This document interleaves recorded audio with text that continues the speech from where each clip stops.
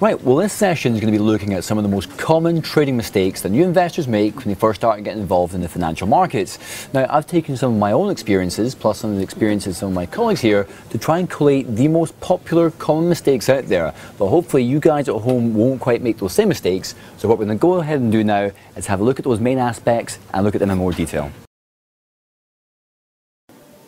Well, the first trade mistake that you want to be aware of is utilising insufficient risk management. When you first start getting involved in investing, it's very, very easy to just go ahead and buy and hold, but you have to be that little bit more sophisticated when it comes to that.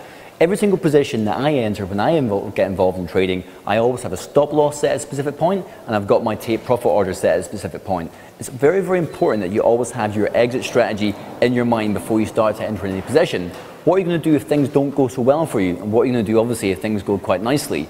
Risk management is the lifeblood of any trader, because if you lose all your money, you've got no extra capital to take advantage of strong opportunities in the future. So bear that in mind. Insufficient risk management is one of the big common mistakes. Make sure you guys at home don't go ahead and do that.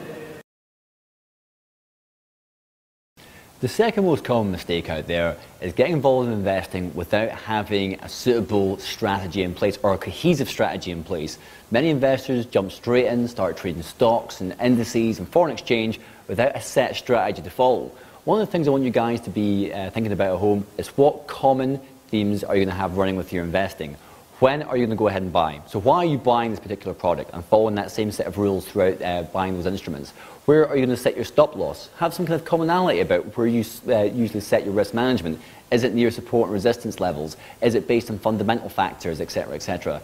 I want you guys at home to think about what normal amount are you going to go ahead and put on your trade? Are you going to consider buying more? More importantly, when are you going to decide to get out? Always have a think about your entry and your exit strategies as well. Once you've got this set strategy that you decide to follow for each particular product, you can then stamp it on every single trade that you go ahead and do.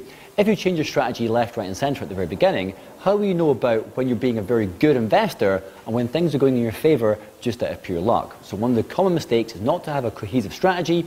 One of the things that you guys at home are going to be doing now is having a good idea about what set of straight elements are you going to add to your trading. When you're going to buy, when you're going to set your stop loss, when you're going to exit your position, when might you consider buying more, and so on and so forth. So that's a good area to get yourself started.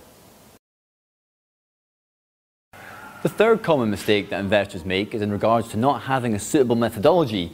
One thing that you really want to think about when you're at home there is, do you have enough time to spend on the financial markets if you think you're going to be some kind of big fundamental trader, where you're kind of really looking at, you trawling through all the newspapers, going through all the websites and collating all the investment reports, then deciding what to go ahead and buy and sell. That all sounds very, very good, but if you've got a full-time job or you've got family commitments and you don't have that much time to spend for financial markets, to me that would seem like quite an unsuitable methodology.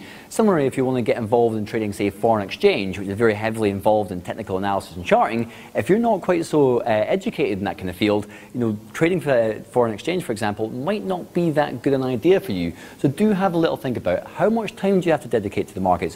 What are your trading strategy going to be? And is it suitable for your lifestyle? Remember, investing in the financial markets can be quite an interesting hobby to have out there if you've got enough time to go ahead and dedicate to it. And if not, if you don't have that much time out there, then looking involved in technical analysis and charting can be the way forward. But just make sure you've got a suitable methodology that fits your lifestyle.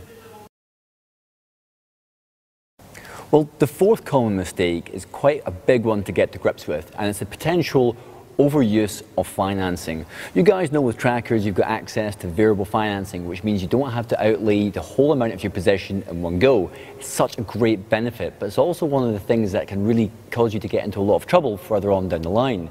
The more financing that you utilize, obviously you only have to use a very small portion of your trading account. So it's fantastic. You guys can open up multiple positions going forward and have a lot of big exposures to the market. Just remember, for the more financing that you use on positions, the more expensive your borrowing costs are.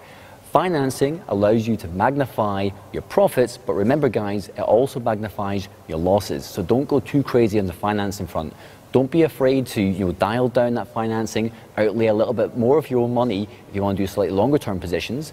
If you guys want to trade shorter term, then utilizing financing can be very beneficial because it allows you to get that little bit more market exposure. But just remember, when you dial up the financing, it also causes your potential profits to go up, but also your potential losses. So don't go too far in regards to financing.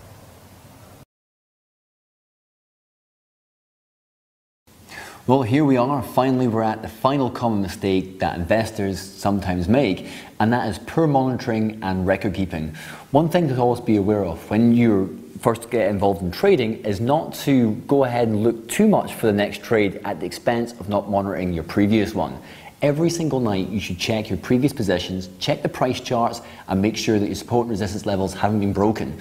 Because one of the things when you first start to get involved in trading, you always look for the next trade, and it's very exciting to look for the next trades, but remember, not at the expense of your previous ones. You know, that kind of monitoring exercise is incredibly important. You want to be aware of where your support levels are, your resistance levels, check the fundamentals, see if there's been any big changes, because things can be positive, but remember, things can also be negative, so always get a chance to check that out. In regards to record keeping, what you want to be able to do is keep track of all the trades that you do. The ones that you did well, you should mark down what you did particularly well, what factors contributed to it being successful. If you have positions that work out not so well, mark down, did you make any mistakes? Was there something that you didn't consider? Was there another outside source that impacted your position? Was there any kind of negative correlations and so forth? So when you get to start to trade that product again in the future, you can go back to your notes and check your record and say, I should have checked the price of copper when I was trading a mining stock, for example. So that is one of the other big common mistakes that come out, but I'm sure you guys at home won't make the same mistakes as others have.